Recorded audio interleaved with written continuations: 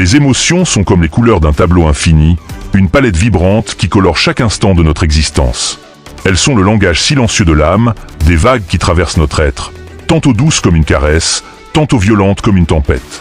Elles ne demandent pas la permission pour surgir, elles s'imposent, nous rappelant que nous sommes vivants, profondément, intensément.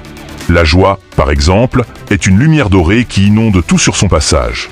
Elle est contagieuse, comme un rire qui se propage sans raison apparente, simplement parce que la vie est belle, parce que l'instant présent est une fête. Elle nous fait danser, chanter, aimer sans retenue. Elle est légère, mais puissante, capable de transformer une journée banale en un souvenir précieux. Et puis il y a la tristesse, cette émotion sombre et profonde, comme un océan aux vagues lentes et lourdes. Elle nous submerge parfois, nous laissant flotter dans un brouillard où tout semble insurmontable. Mais la tristesse n'est pas l'ennemi. Elle est nécessaire, comme la pluie qui nourrit la terre. Elle nous apprend à apprécier la lumière, à comprendre la fragilité de la vie, à grandir dans l'acceptation de ce qui ne peut être changé. La colère, elle, est un feu. Elle brûle, consume, détruit parfois. Elle est brutale, impulsive, mais elle n'est pas sans raison. Elle est le cri d'un cœur qui refuse l'injustice, qui se révolte contre ceux qui le blessent. Elle peut être destructrice, mais aussi libératrice, si on sait l'écouter, la canaliser, la transformer en une force de changement. La peur, cette émotion si souvent mal aimée, est pourtant une gardienne. Elle nous avertit, nous protège, nous pousse à être prudents. Elle est l'ombre qui accompagne la lumière, le doute qui précède le courage. Sans elle, nous serions imprudents, téméraires. Mais elle peut aussi devenir une prison, si on lui donne trop de pouvoir, si on la laisse nous paralyser. L'amour, enfin, est l'émotion reine, celle qui englobe toutes les autres. Il est doux et violent, calme et passionné, simple et complexe. Il est ce qui nous relie aux autres, ce qui donne un sens à tout le reste. L'amour est à la fois une force et une vulnérabilité. Il nous rend forts, mais aussi fragiles, car aimer, c'est accepter de s'ouvrir, de prendre le risque d'être blessé. Les émotions sont notre boussole intérieure, elles nous guident, nous révèlent à nous-mêmes. Elles ne sont ni bonnes ni mauvaises, elles sont le reflet de notre humanité, de notre capacité à ressentir, à vibrer, à exister pleinement. Elles nous rappellent que la vie n'est pas une ligne droite, mais une danse, une symphonie de moments, de sensations, de rencontres. Alors, vivons-les, ces émotions, sans peur, sans honte. Accueillons-les comme des messagères, écoutons ce qu'elles ont à nous dire. Car c'est à travers elles que nous touchons à l'essence même de la vie, à cette énergie brute et sauvage qui nous anime. Elles sont notre richesse, notre beauté, notre vérité. Elles sont ce qui fait de nous des êtres uniques, complexes, merveilleusement imparfaits. Et dans ce tourbillon d'émotions, nous trouvons notre équilibre, notre harmonie. Nous apprenons à danser avec elles, à les apprivoiser, à les laisser nous traverser sans nous emporter. Car au fond, les émotions sont comme le vent. On ne peut pas les contrôler, mais on peut apprendre à déployer nos ailes et à voler avec elles. Et voler avec elles, c'est accepter de ne pas tout maîtriser, de se laisser porter par ce flux incessant qui nous dépasse et nous grandit à la fois.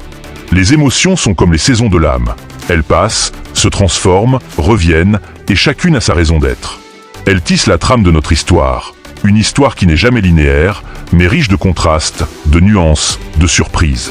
Parfois, les émotions se mélangent, se confondent, créant des paysages intérieurs inédits.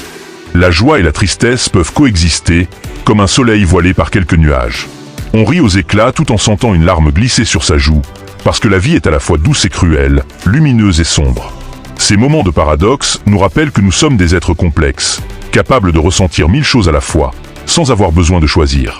Et puis, il y a ces émotions plus subtiles, plus difficiles à nommer. Ce sentiment de nostalgie qui nous envahit en écoutant une chanson oubliée, en respirant une odeur qui nous ramène des années en arrière. Cette mélancolie douce, comme un pont entre le passé et le présent, qui nous fait sourire et soupirer à la fois.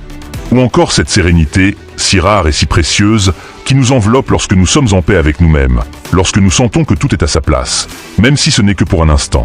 Les émotions nous connectent aussi aux autres. Elles sont un langage universel, un pont invisible entre les cœurs.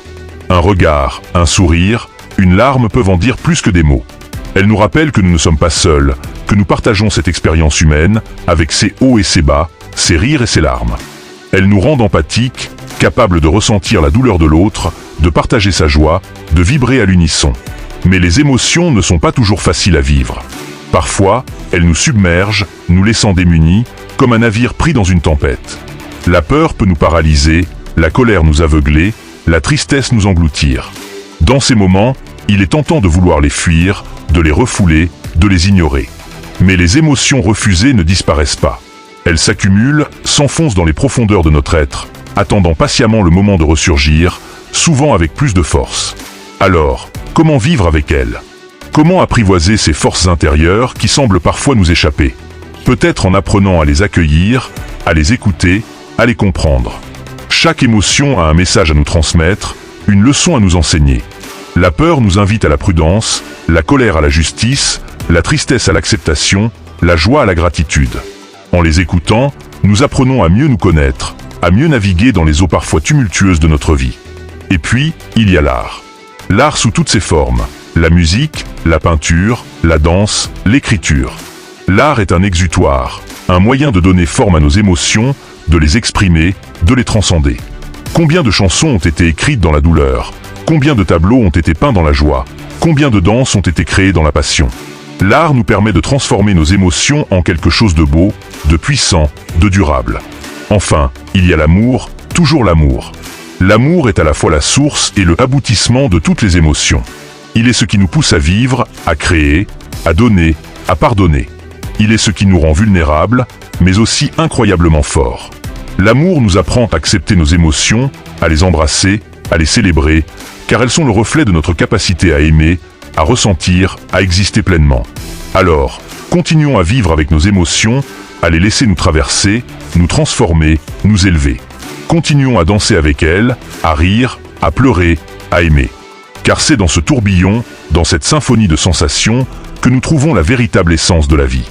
Les émotions sont notre guide, notre force, notre beauté. Et dans cette continuité, dans ce flux incessant d'émotions, nous découvrons que la vie elle-même est une œuvre d'art en perpétuel mouvement.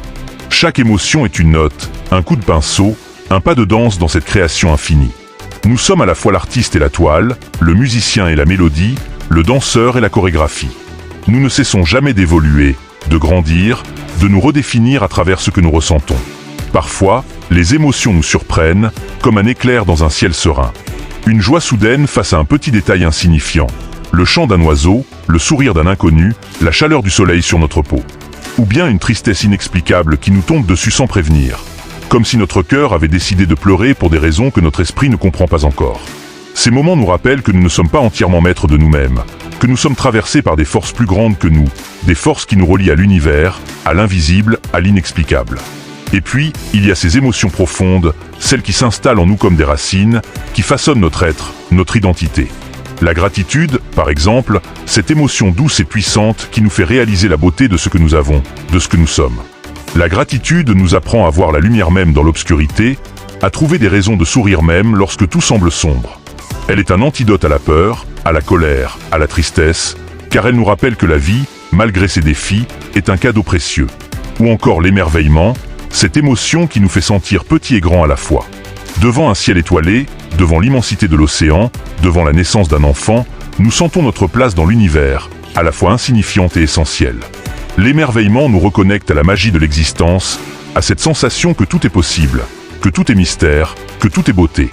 Mais les émotions ne sont pas seulement des expériences individuelles. Elles sont aussi collectives, partagées, amplifiées.